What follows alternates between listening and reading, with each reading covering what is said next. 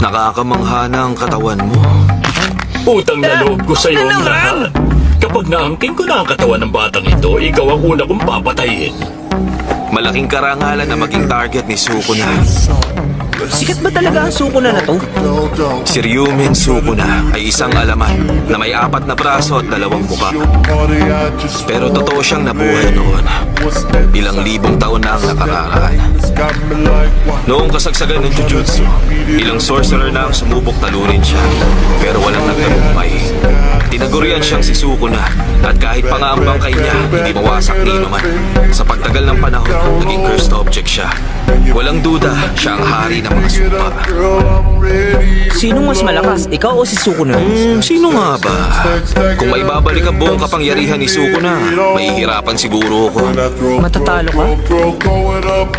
Akong panalo. Twerking like Miley.